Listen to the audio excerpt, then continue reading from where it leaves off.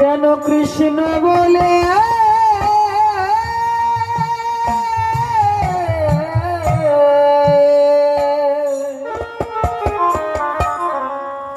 কাঁদিতে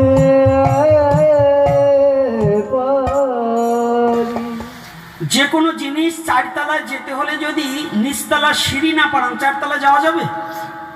শিশুকাল থেকে যদি ধর্ম পরায়ণতা না হন, বুড়োকালে ধর্ম করলে ধর্ম হবে কি বাবা মায়েরা?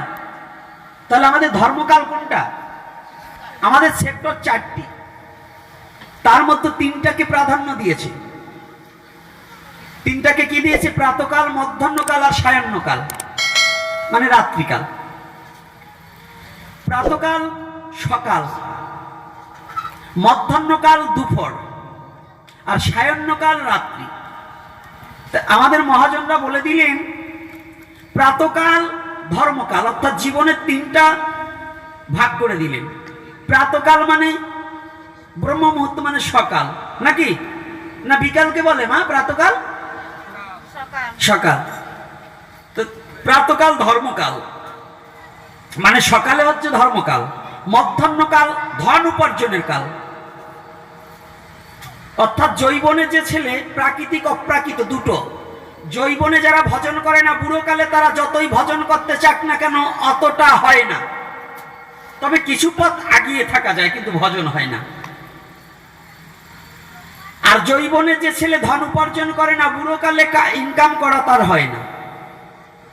এখন যে ছেলেরা বসে বসে ঘুমিয়ে ঘুমিয়ে খাচ্ছে, বৃদ্ধকালে ছেলে মেয়ে 5-6টা হওয়ার পরে যদি বলে এখন আমি কেরালা গিয়ে কাজ করে দোতলা বিল্ডিং করব, হবে? কথা বলুন, হবে? বলেন তো কেন হবে না? বুড়োকালে খাটা যায় না। তো জৈবনে ধন উপার্জনের কাল, আর সায়াহ্নকাল কাম সেবনের কাল। কাম সেবন মানে সেবা, মানে ওইখানে বসে বসে খাওয়া। তাহলে উপার্জন ধর্ম করতে হবে কখন? শিশুকালে না বৃদ্ধকালে? হ্যাঁ, এজন্য তাহলে প্রাতকাল ধর্মকাল। তো ধর্মটা কখন? শিশু থেকে। কেন শিশু থেকে? সনাতন ধর্মের ছেলে মেয়েকে হরিনাম করানো শেখানো যাচ্ছে না। এর মূলত কারণ হচ্ছে এখন বর্তমান যুগ সমস্যা, ছেলে মেয়েকে হরি নাম করে খাওয়ায় না, মোবাইল চালিয়ে দিয়ে খাওয়ায়। ওই ছেলে মেয়ে জীবনে আপনি আর কোনোদিন মানুষ করতে পারবেন না, ওটা অমানুষের খাতায় চলে গেল।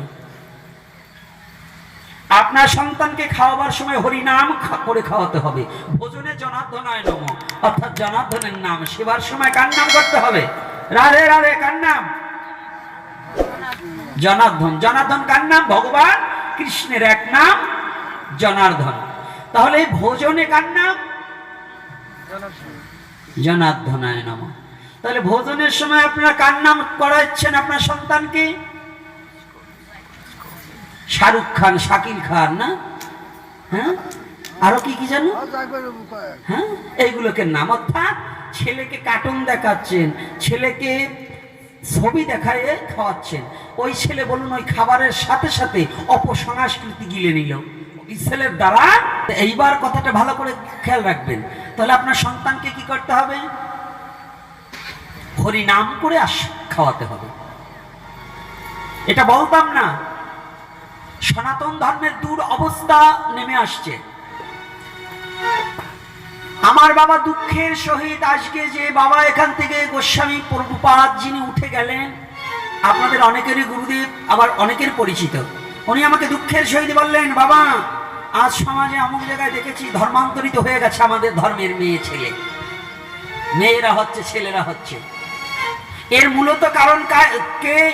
মূলত কারণ ওই বাবা দিচ্ছে মা বাবাকে না, মা বাবার আগেও আমাদের সমাজপতি, আমাদের ধর্মগুরুদেরও কিছু দায়ী আছে। ধর্মগুরুরাও সঠিক তত্ত্বটাকে সমাজে বিস্তার করছে না, হিংসার প্রলোভনে পড়ে। আমি অমুক জায়গার দীক্ষিত, আমার কথাটাই বলছি, আমার আর কারো কথা বলবো না। আমাদের মধ্যে যে হিংসার বিস্তার হচ্ছে, এই হিংসাটাই প্রকাশ করছে। গুরু গোসাইরে ভাগবত পাঠে আসে, তারা ওই যার যার কথা বলে বলে চলে যাচ্ছে। সমাজের কিছু মঙ্গল হবে, ধর্মের কিছু উন্নত হবে, এ কথা বলছে না, আচরণে শিক্ষা দিচ্ছে না। কারণ আচরণের কথা বলতে গেলে নিজেই ধরা খাচ্ছে, নিজেই তো করে না, এজন্য বলছে না। আর আমার কথা ওখানে নয়, আগে শিক্ষা দিতে হবে, আগে ধার্মিক তৈরি করতে হবে।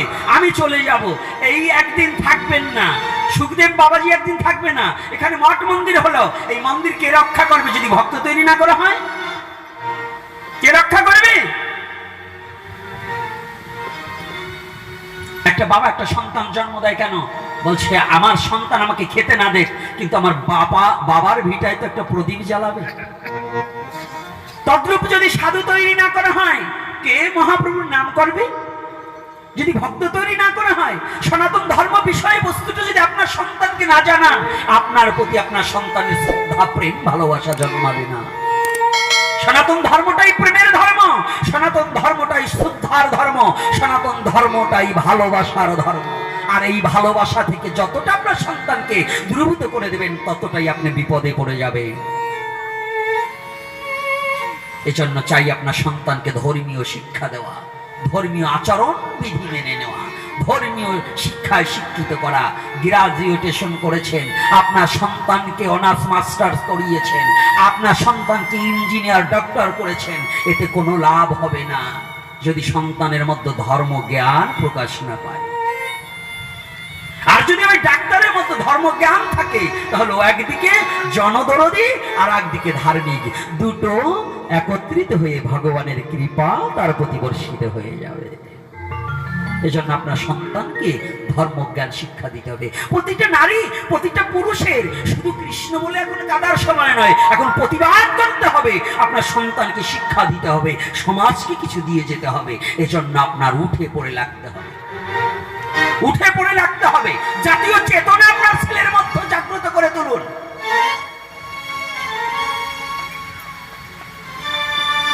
জাতীয় চেতনা জাগ্রত করে তুলুন। ভারতবর্ষের খুব দুরবস্থা হচ্ছে কিছু এই অশিক্ষিত শিক্ষিতের জন্য। অশিক্ষিত শিক্ষিত মানে আক্ষরিক জ্ঞান আছে কিন্তু ধর্মজ্ঞান নাই, ওগুলোই অশিক্ষিত শিক্ষিত। অর্থাৎ সনাতন ধর্মে বললেন রবিবারে মাছ মাংস খাওয়া যাবে না, আর এই শিক্ষিত গুলো রবিবারে পাড়ার মাংস বেশি করে খায়, রবিবারে খাসির মাংস খায় না, মুরগির মাংস খাচ্ছে। এগুলো অশিক্ষিত শিক্ষিত, অর্থাৎ এদের ধর্মজ্ঞান নেই। বেনিমাধবশীলের ডাইরেক্টরি ফুল পঞ্জিকা দেখেন খুলে, তাতে রবিবারে নিষিদ্ধ আছে মাছ মাংস খাওয়া, আছে কিনা বলুন? বলুন যে আমি যে কথাটা বলছি মিথ্যা বলছি? বলুন।